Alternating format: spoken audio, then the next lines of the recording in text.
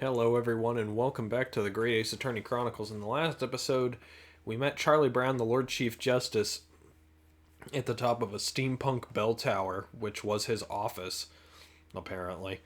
And and we convinced him, well, he kind of forced it on us, but we convinced him to take a test in order to prove our gall as a lawyer and being able to practice as one in Great Britain. And in order to do that, we have to defend Jacksepticeye over here, rich Irishman who has an exorbitant amount of wealth for some reason.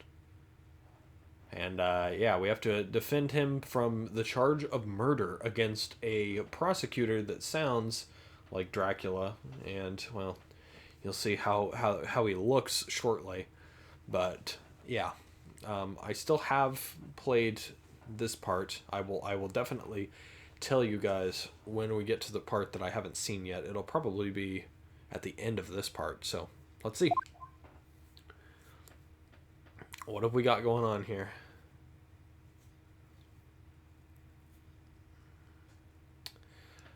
Oh boy, here comes the courtroom. It looks like it takes place in sort of like a church setting almost, like a basilica or something. So this is the highest court in Great Britain, the Old Bailey. The centuries of history in this place is palpable, isn't it? It's so different to the Supreme Court in Japan. It feels both imposing and serene at the same time. The atmosphere almost makes words redundant. Whatever the country, determining a person's guilt or innocence is always a solemn affair. May I say something, Mr. Naruhodo? Oh, yes. What?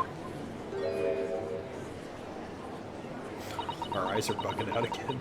Your eyes look ready to pop out of your head again. I know, but I just can't help it.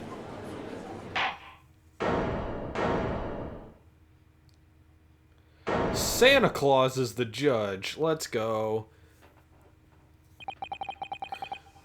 Ho ho ho ho ho! In the name of Her Majesty the Queen, I hereby declare this court to be in session. We are here today to determine the guilt or innocence of Mr. Magnus McGilded. I now call upon the counsels for the prosecution and defense to declare their willingness to proceed. Oh boy. The prosecution is fully prepared.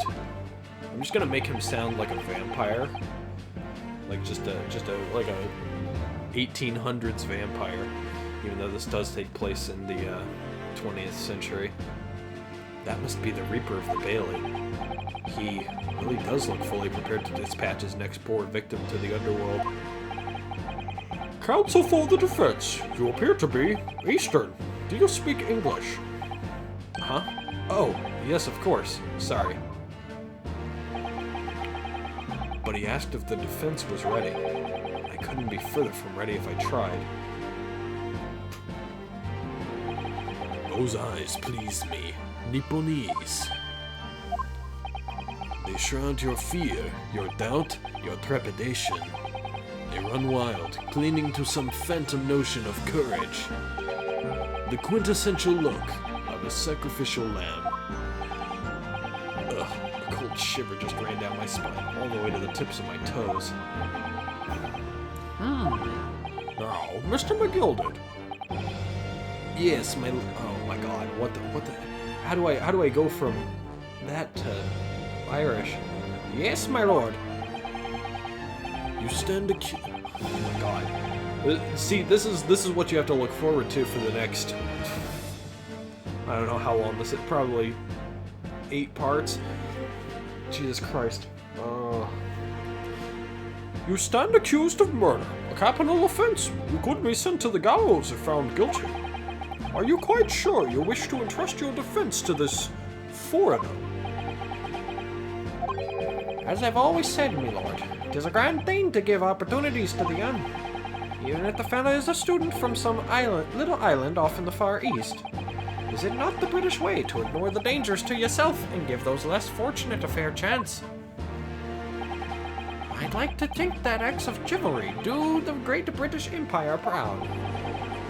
Listen to Mr. McGilded. What a fine gentleman London has named. Did you hear that he donated £5,000 to the government the other day? Mother, please, we may go and play a McGilded part. Don't ask. Don't ask. I'm just gonna keep reading.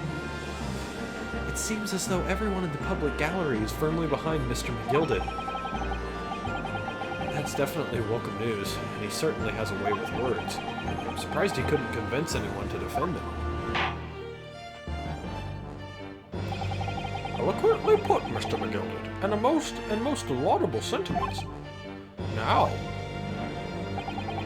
ladies and gentlemen of the jury, I'm sure I need hardly remind you that you 6 members of the public have been selected for your impartiality. Are you ready to proceed? And here's where I start crying, because, oh my god. So not only do we have 3 new voices with the prosecutor, the judge, and the defendant, we have 6 jury members here. That makes 9.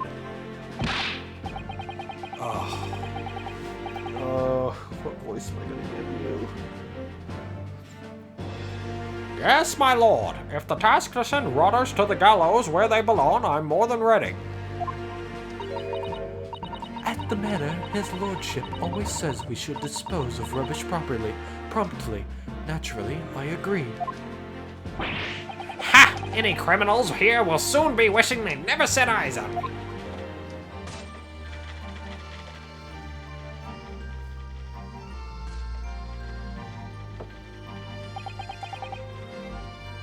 I feel a chill. Oh, don't mind me, my dears. I'll just be getting on with my knitting. Must finish these mitts for my grandson. Ah, Mr. Naruhodo, these people are... The jury, yes. It's something we don't have in Japan yet. That's right. I've only ever read about it. But here in Great Britain, the court's final verdict depends on the opinions of these 6 jurors. The judge passes sentence according to the law, but the jurors determine guilt based on common sense. So the defendant is ultimately judged from 2 completely different points of view. But how exactly do the jurors give their verdict? That I don't know, but I'm sure it will become clear as the trial progresses. Yes. Oh, Prosecutor Van Zeeks. My lord. It's been a number of years since we've seen you here in the courtroom. I thought you'd renounced your fame. I'm known as the Reaper of the Bailey, my lord. Infamy rather than fame, I would say. But yes, 5 years have passed since I last spread my wings in this capacity. So what brings you back? Is there some change of circumstance of which the court should be aware?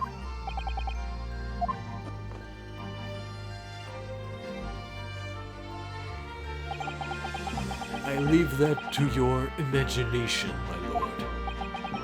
So the Reaper has been out of action for 5 years. Why did he have to choose today of all days to make a comeback? Don't lose heart, Mr. Naruhodo. As you wish, sir. The court nevertheless welcomes your return. Now then, opening statements, I think. A summary of the case, if you please. Certainly, my lord. As your lordship is aware, this is a case of overwhelming simplicity. We must be the only ones in here who aren't aware. The incident took place in the late evening, 3 days past. The hour was some minutes after 10. So it was 3 days past, which means he had 3 days to get a lawyer and he still couldn't do it. The victim was a maker of building bricks known in the community as Thrice-Fired Mason. Sorry? Thrice? He was very accomplished craftsman. The bricks he fired were said to be almost indestructible. The victim's corpse was discovered in an omnibus in service on the streets of London at the time. A dagger that had been thrust into the victim's abdomen is believed to be the ultimate cause of death. Here is the autopsy report from the investigating medical officer at Scotland Yard. Thank you, counsel. I shall accept that and the photograph as evidence. Well then, I feel like Prosecutor Baron von Zeke's voice is absolutely going to grate on me a little. Hold on a second. Need that drink. And one further item of evidence. The prosecution wishes to submit these as well. And these are? Good lord! Is that blood, counsel? Yes, my lord. Seized by a policeman who arrived at the scene. These gore-soaked gloves were taken from the hands of the accused when he was arrested. What? Mr. McGilded's gloves had blood on them?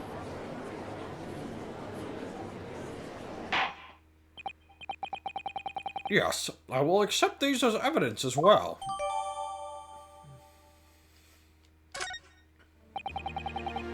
How did I get into this? Backed into a corner before I've even started. Continuing. According to the driver of the omnibus, there were only 2 passengers traveling inside his vehicle at the time. Only 2? Obviously, one of those passengers was the deceased brickmaker, Mr. Mason. The other was the accused, Magnus McGilded.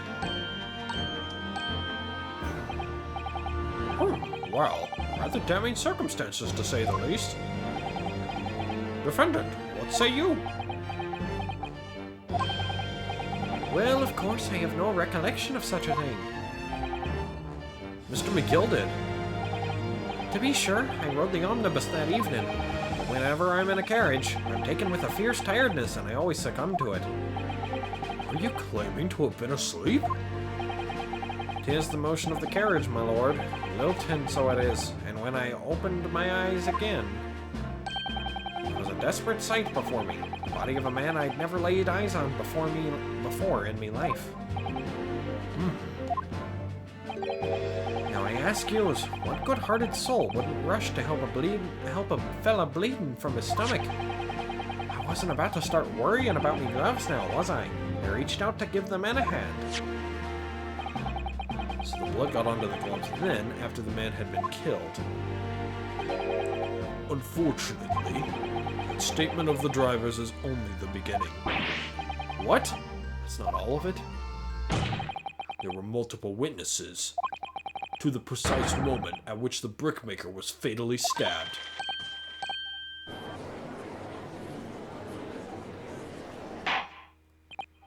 Order! Order! Order! When the killing took place, only the victim and the accused were inside the carriage, and they were witnesses to the crime. This is not just a case of compelling evidence. It's the nail in the coffin for the accused.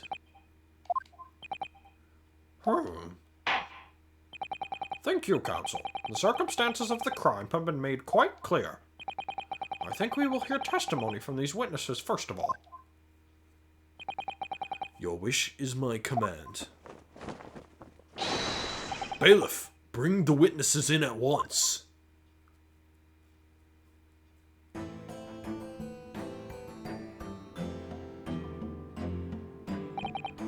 And this makes it 12. You got the prosecution, the judge, the defendant, 3 witnesses, and 6 jurors. 12 new voices. And we don't know if there's going to be any other characters added as well. Or at least I don't. So yeah, 12 voices for me to figure out and juggle. Oh, God. I actually don't have a voice for him nailed down. My name is, well, everyone calls me Beppo. I drive an omnibus in the East End. Bruce Fairplay. I'm a banker in the city. My name is First. Lady First. I make hats for gents. Let's begin by confirming the facts. 3 days ago, at a short time after 10 o'clock in the evening, All of you present in the stand were in an omnibus and witness to the aforementioned incident. Is that correct? Are you... Oh, God. Yes, sir. Quite right. Yes, sir. That's right, sir. Very well, then. Let's proceed to your formal testimonies, please. Each of you will tell the court precisely what you saw. And here we go. First cross-examination. Witness testimony. First. It was the last bus of the evening, so I had few customers. I remember it well. The victim and the man accused of killing him were sat next to each other inside the bus. Then out of the blue, the accused just reached over and plunged a knife right into his guts. That's right. He stabbed him. I screamed I did. I couldn't help it. As soon as I heard the scream, I stopped my bus, and then I saw it too.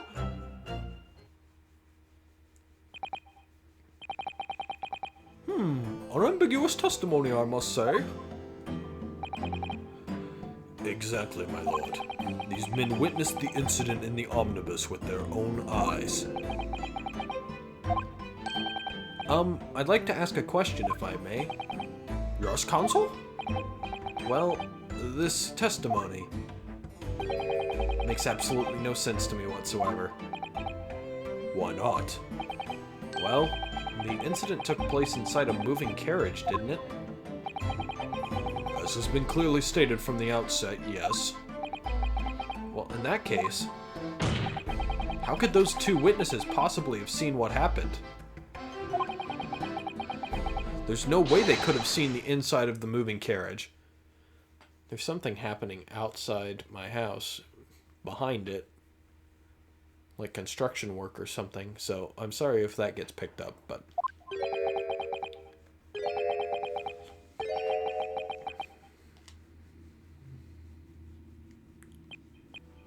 How quaint. I'd read that civilization in the Eastern Island nations was a good century behind our own. But you're here in London yourself. Are you really so ignorant about our omnibuses? Huh? Tell me, my Nipponese friend, have you ever traveled in, have you even traveled in an omnibus? Well, no. We, only arrived in London this morning. No matter. I've arranged for us all to see for ourselves. The actual scene of the crime, that is. What do you mean? The actual scene? How? A carriage is designed to be moved, after all. Presumably you understand that much? Yes? The omnibus in which this bloody crime took place in is here today, in this very building. Here? What? The entire carriage? Bailiff. Bring forth the stricken omnibus. My word. This man's gonna destroy my voice.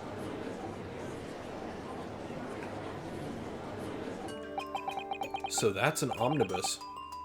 The omnibus. I can't believe they could bring something so enormous in here. Great Britain's courtrooms are amazing. As you can see, the omnibus is pulled by 2 horses and can carry up to 8 passengers.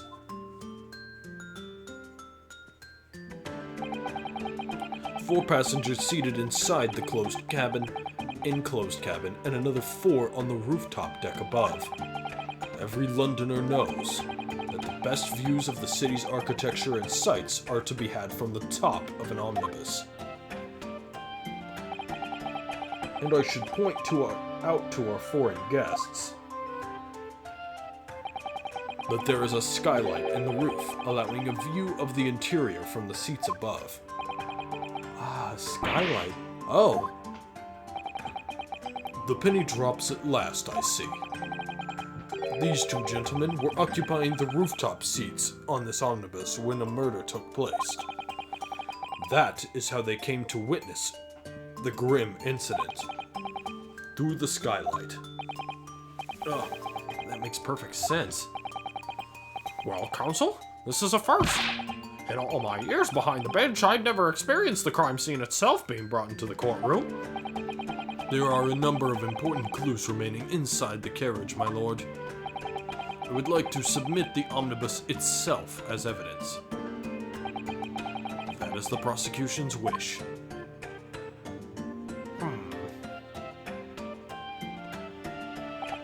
Very well. I see no reason why not. This omnibus is hereby formally accepted as evidence. The entire goddamn crime scene is now in the court record. This is definitely something that I haven't seen yet. Except for, I don't think, no, they didn't bring in Eldoon's noodle stand into court in case 2 of Apollo Justice, but yeah, we were able to at least look at it too, so I guess this is somewhat similar. I can't believe it. The entire crime scene entered as evidence? Yes, Great Britain is simply extraordinary. I could help myself a lot by giving that omnibus a thorough examination, seeing as it's here. Well, the thing is, when I recorded this the first time, I spent about 5 to 7 minutes just looking at everything that the omnibus had, and I found pretty much absolutely nothing, except for one thing. But it wasn't anything that was, like, added to the piece of evidence itself or a new piece of evidence into the court record, so I don't think it's necessary at the moment. Let us continue with proceedings, then. Your cross-examination, counsel. Pray, don't expect this Nipponese stray to understand the intricacies of a British court's cross-examination rights.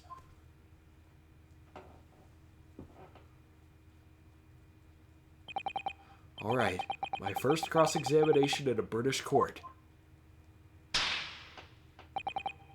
Focus, Ryunosuke. Focus.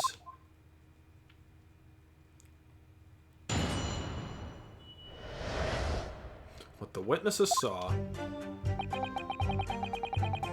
Alright, so I'm pretty sure all you have to do here is just press every single statement. Hold it! Because the story progresses afterwards. Yes, I think it was sometime after 10, wasn't it? Oh, yes, sir. That's right, sir. Yes. Never so cold it was, sir. Freezing, in fact. And you had 4 passengers on board at the time, is that correct? Yes, that's right, sir. Not all traveling in the same parts of the bus, of course. No. And there were no other passengers when the incident took place? No one alighted, for example. You're quite right with that, sir. No other passengers like that. No, none. So nobody fled the scene of the crime, then? I have to say, the boss insists on it running. He does every evening. The last bus of the day. He's so cold. But I do wonder sometimes if it's altogether worthwhile. Yes, sorry to say. What do you mean by that? Well, what with it being so cold and everything, and only making 20 pence on the run, you see. Yes, I spent that much at the pub on the way home just trying to warm up again. The victim and the man accused of killing him were sat next to each other inside the bus. Hold it! Even though I don't think Australia was really a thing at this point, I'm giving him my somewhat Australian accent. And you saw them through the skylight in the roof of the carriage? That's right. When you sit up on the top deck, the window's right there at your feet. There was a lamp on inside, so I had a pretty good view. The 2 of them were wearing hats, and I couldn't exactly make out their faces. But there's not a shred of doubt in my mind that it was Mr. McGilded. How can you be so sure? Well, how can I put it politely? Mr. McGilded is a man of rather small stature. I couldn't have mistaken him for anyone else. Let's not forget that when the vehicle came to a halt, the only people inside the enclosed cabin were the deceased Mr. Mason and Mr. McGilded. There is no room for doubt here. I really wish there was. And out of the blue, the accused just reached over and plunged a knife right into his guts. Hold it! I love that I get to say knife. You actually saw the exact moment it happened? Didn't I already testify to that? Or our fed, dinkum, hard-working city bankers not considered trustworthy these days. Oh, no, I didn't mean that. This is no good. I really got his back up. Perhaps you could just tell us what you saw in a little more detail if that's... My lord! Juror number 3, what's the meaning of this? My mind is made up, my lord. Completely and utterly made up. Made up about what? I don't like the stinking rich. Never have. They're always up to something or other that they shouldn't be. Every one of them. And that little leprechaun of a man is no exception. Well, he can't fool me.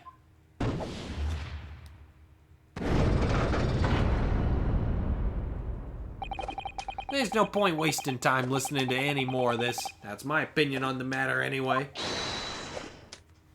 That is precisely what I was about to say.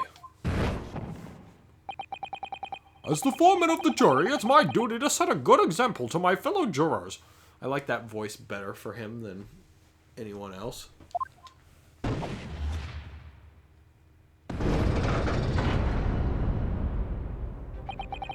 What is happening here? Let me see. Ah, yes, it seems that's how the members of the jury give their verdicts. With fire? Apparently, yes. White for innocent and black for guilty. As the 6 members of the jury make up their minds about the case, one by one they each cast a ball of fire into the great scales of justice, as we saw a moment ago. So if those enormous scales fall completely to the black side, does that mean... Let's do our very best to make sure that doesn't happen. Well, I'm even more worried than I was before. Very well. The court acknowledges the change in the jury's stance. Counsel for the defense, please continue with your cross-examination. This is a nightmare. That's right. He stabbed him. I screamed I did. I couldn't help it. Oops. Gotta go back and press this one. Hold it! He stabbed him, you say? And you were sitting up on the roof deck, were you? Yes, that's right, sir. I was up on the roof seats. I remember seeing the little gent sitting next to the fellow that was stabbed. I'd been thinking about a new hat design, you see, so I was just gazing absent-mindedly around. But then I happened to look down through the skylight. It was sticking right out from his belly, that huge great knife.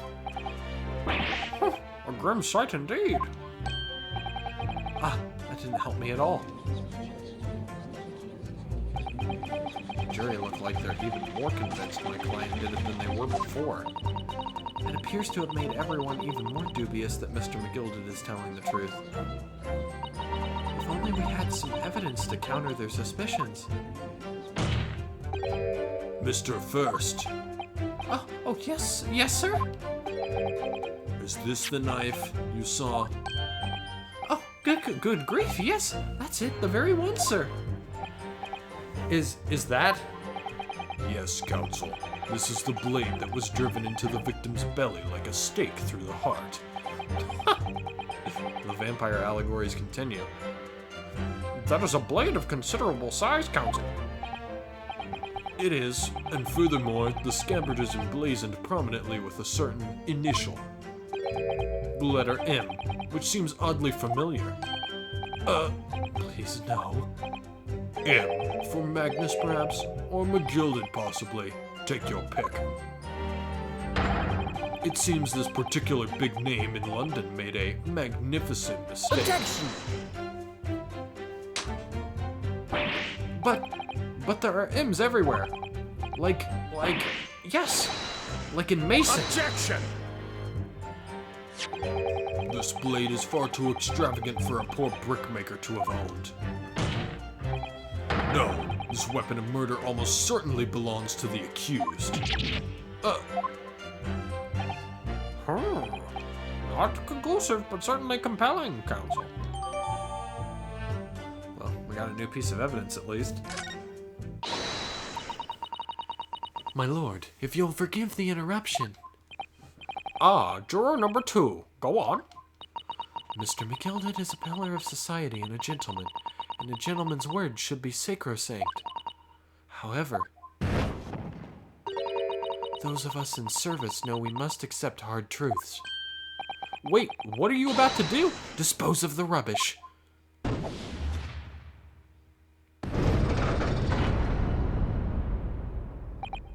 No. I don't wish to cause offense, but I do like to eradicate all traces of filth and grime.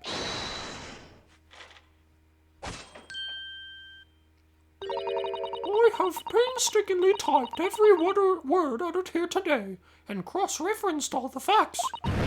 As such, I am now in a position to draw the only logical conclusion.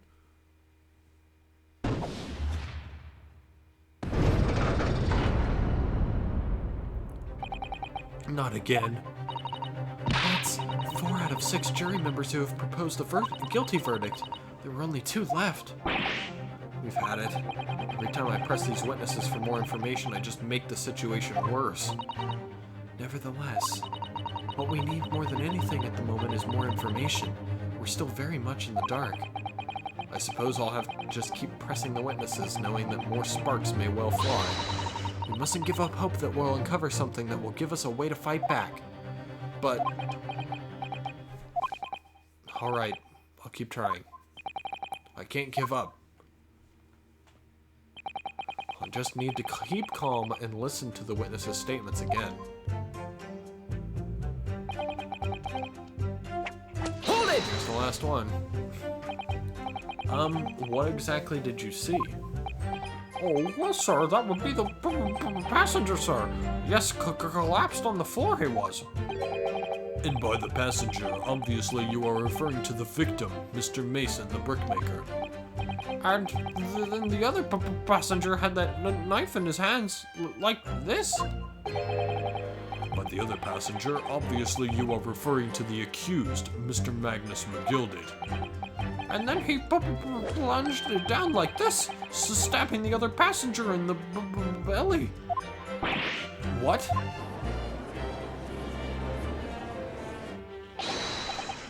My lord, I wish to speak. Yes, juror number 5. Do I take it that you, too? As the master of the London Guild of Coachmen, the idea that a murder being committed in one of the city's carriages is utterly abhorrent to me. It wouldn't be right to make a decision before hearing all the facts, though, I said to myself. But I've heard enough now. The horse has bolted, as they say. No, please, just keep an open mind. Gee up now, Silverblaze. The finish is in sight.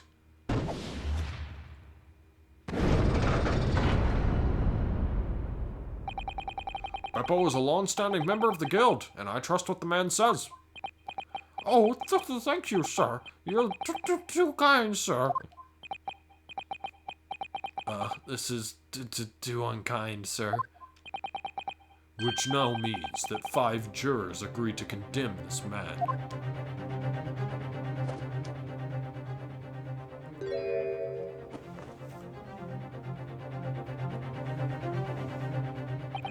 Madam Juror number 6. Yes, dear. What can I do for you? You have heard the testimonies of the witnesses on the stand. Oh, yes, I certainly have. I still got my hearing, you know. Then pray tell, why are you yet to pronounce your leaning? Well, dear, the thing is, I'm a creature of habit, me. I always go to the park at around this time of day and sit on a nice bench and get on with my knitting. There's a lovely little park just near where I live.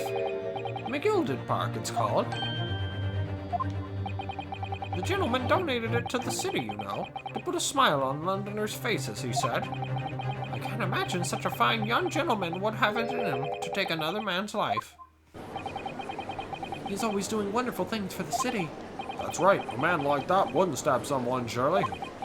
Mother, may we go to the McGilded Public Library later and buy some more books? How many Londoners live with their heads in the clouds? Do you people not know what kind of man Mr. Magnus McGilded really is? What kind of a man is he? Or what kind of a man is he? The philanthropist Magnus McGilded has enough wealth to purchase the entire city he claims to value so highly. But where did all that wealth come from? Your client is a Shylock, sir, and one with the very darkest of souls. What? Stone the crows? McGilded lends money at extortionate rates of interest, so his victims have no hope of repaying him. When they default, he takes possession of everything they own. He is a vulture that preys on the weak. I've never heard any mention of that before. Your faculties haven't deserted you, I'm sure, madam. So has this thought not crossed your mind? Would a man wealthy enough to buy London in its entirety not have a carriage of his own? What possible reason could this man have had to make use of a public omnibus service? You're not saying that. The victim, a poor brickmaker, had next to nothing to his name save considerable financial liability. It will come as no surprise that his creditor was the accused, Magnus McGilded. But let it also be known that the very day Mr. Mason was killed was the final repayment date for his debts. Good gracious! The brickmaker was destitute. He had lost his house, he had not a shilling with which to repay his debts. And in the end, this pitiful soul had the very last thing he owned taken from him, his life. By the merciless philanthropist pretender, Magnus McGilded. I don't believe it. Hold it! If I might add something briefly, Miss Susato. You claim that the victim had been lent money by Mr. McGilded, but where's the evidence to support your claim?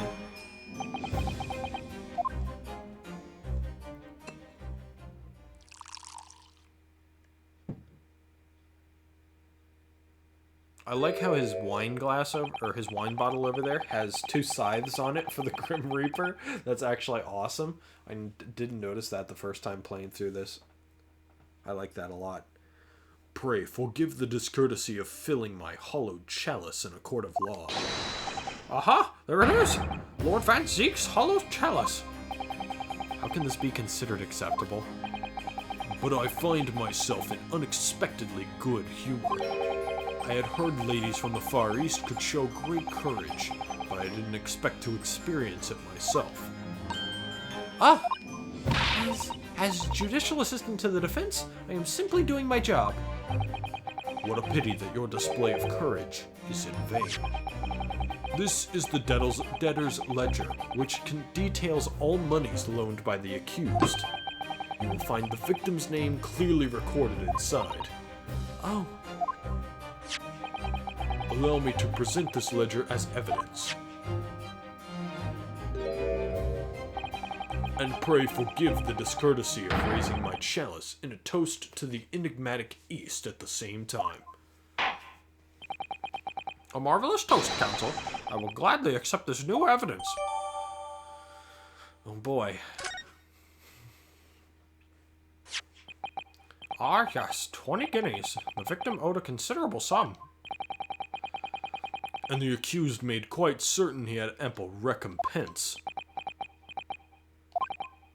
Well, it would seem I've had the wool pulled over my eyes.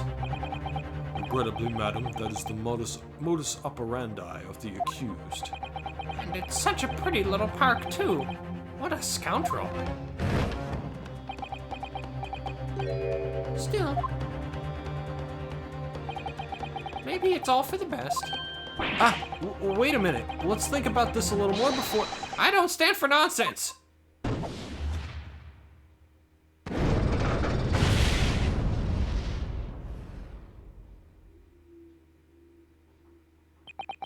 Uh-oh.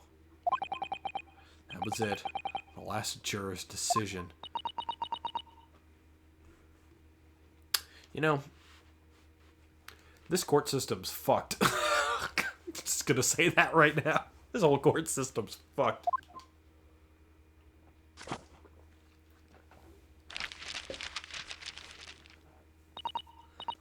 According to this encyclopedia of British law, when all members of the jury have concluded that the defendant is guilty, court proceedings are suspended and the presiding judge will deliver the final verdict and sentence. That's what it says here. The final verdict. It's over then. Oh. There's a footnote, though. A footnote. However, the defense... All 6 members of the jury are now in agreement in this case.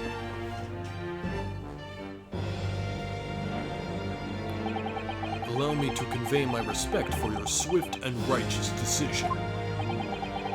According to the laws of this country, I will now conclude the trial by delivering my final verdict. I trust there are no objections?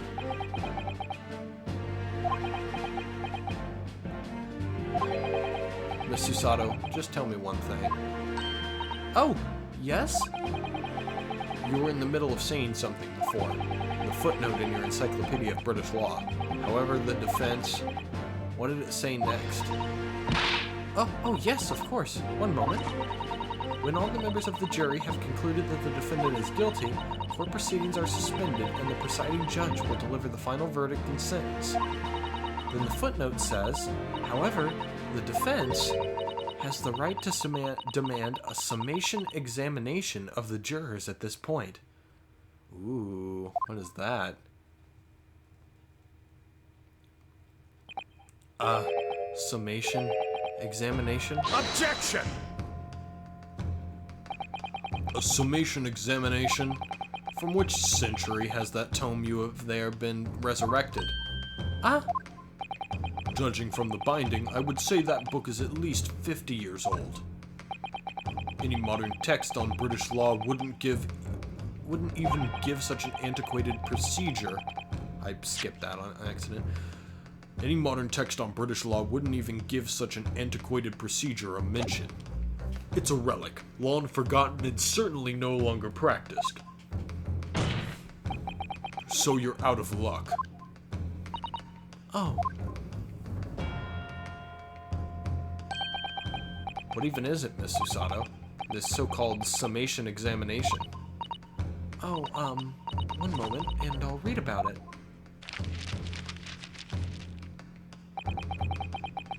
You would demand the right to a procedure before you even understand what it entails? Typical Nipponese. Wow. What? Okay, so first you say, I heard that Japanese women had great courage, and now you're saying racist bullshit about demanding the right to something before you even understand what it entails. Wow. All right. My likeness for this prosecutor just went down quite a bit. All right, Mr. Naruhodo, I think I understand. It seems that under this procedure, we would be able to appeal to the members of the jury. To do what exactly? Appeal to them to change their leaning and reverse the decisions. And it says here that, if successful, the proceedings of the trial must be resumed. Make them reverse their decisions? Yes, in times gone by, barristers would use a summation examination to attempt to influence the jury's decision. But that procedure became something of a formality with no practical benefit, really, so it rather fell out of use. I wonder why. Because it was devoid of purpose. Changing just one member of the jury's mind would be hard enough, let alone several. No self-respecting defense barrister would even assert his right to try it in this day and age. Still, I don't see any mention of the procedure actually being formally revoked. What are you suggesting? I'm suggesting that although it may be antiquated and largely forgotten, it isn't yet extinct. What do you think, Mr. Naruhodo? A summation examination, our last possible option. Do we assert our right to carry it out or to admit defeat? Well, we will assert our right to that summation examination in the next episode, because this one went about 10 minutes over what an episode usually does. Wow, that was a long one. I'm gonna go grab more water. Give my voice a little bit of a chance to relax, and just FYI, this is the furthest that I got, so everything from this point onwards will be completely blind. But yeah, thank you guys very much for watching, and I will see you guys in the next part with new Great Ace Attorney content, including a new thing, the summation examination. I have no idea what it is, but it'll be fun, hopefully. So yeah, I can actually play the game next time. Alright.